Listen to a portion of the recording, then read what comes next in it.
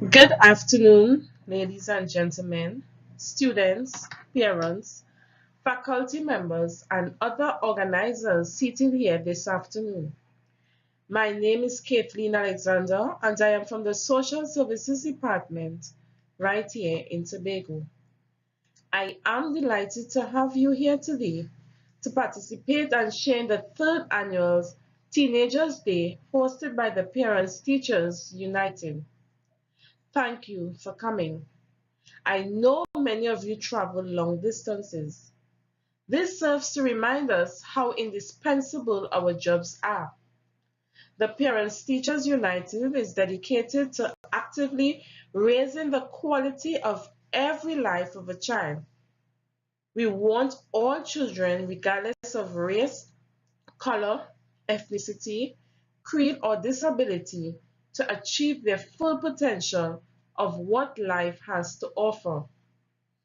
Our mission is to make this practicable, attainable, achievable, and with step-by-step assistance from the community. This year, our theme is Teenagers and Cyberbullying. We are going to look at how parents and teachers can reduce cyberbullying as it relates to the definition, the effects of cyberbullying, responding to cyberbullying as parents and teachers, and how to prevent it. Prepare yourself to be inspired and educated. This university has a zero tolerance for any kind of acts that will amount to bullying. The students and parents, teachers of organizations are in charge of modeling behaviors that represents the Mongrace University of Tobago core values and are expected to conduct themselves as responsible members of the Mongrace community. The students and the parent-teachers organizations are also subject to restorative actions for violations of laws, policies, regulations, and rules as it pertains to this university. Having said this, cyberbullying is the use of electronic communication to bully a person, typically by sending messages of an intimidating or threatening nature. These electronic devices and equipment includes, but are not limited to, cellular phones, computer, internet, text messages, and social media sites.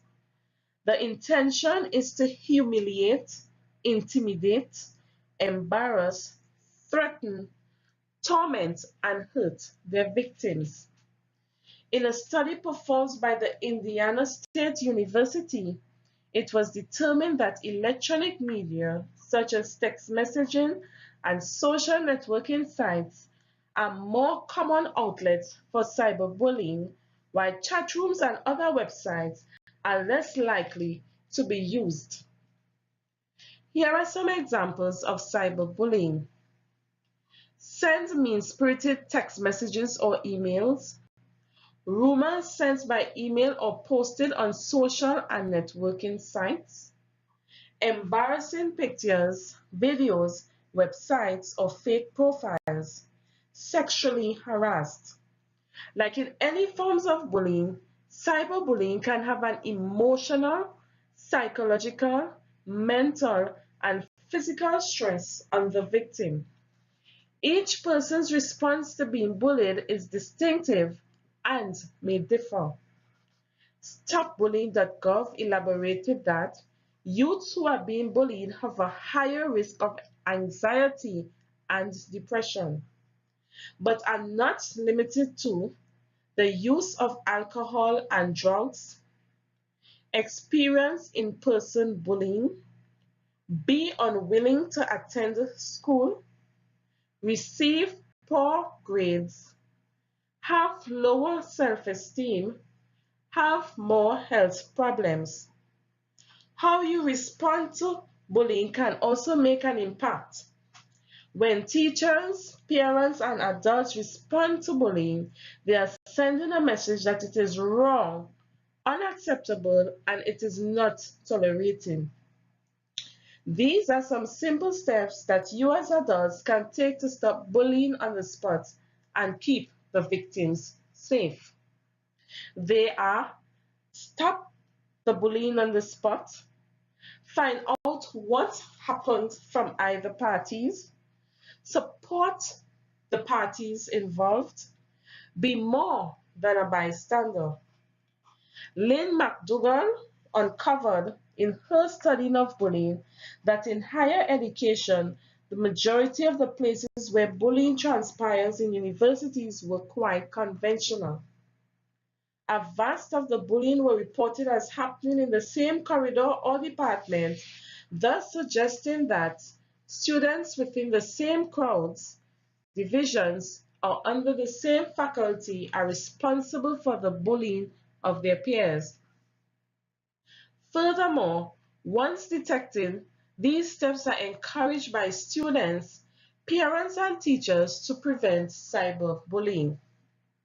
Students are encouraged to block all communication with cyberbullies, save the evidence on your computer or print out, always repeat any cyberbullying taking place to adults, educate your students about the damages of cyberbullying, be private, keep passwords, pictures, and secrets to yourself. Do not forward any messages or comments that involve cyberbullying. Parents and teachers are also encouraged to get involved in their child's cyberspace, open an account where your child has an account, know all your child's passwords, check in weekly on your child's Facebook page, keep computer in a public area, know what they are doing online. Once these steps are followed, we assure you cyberbullying will be an entity of the past. Here are some statistics on cyberbullying. According to Pachin and Hinduja 2016, the percentage of individuals who have experienced cyberbullying at some point in their lifetimes have nearly doubled, 18% to 34% from 2007 to 2016. 90% of teens who reported being cyberbullied have also been bullied offline. The Center for Disease Control 2015 postulates that among high school students, 15.5% are cyberbullied and 20.2% are bullied on school property. The Center for Disease Control 2015 also indicated that among middle school students, 24% are cyberbullied and 45% are bullied on school property. In conclusion, cyberbullying is contrary to the Mongrels University of Tobago, and this conduct is against the university's core values and is strictly prohibited.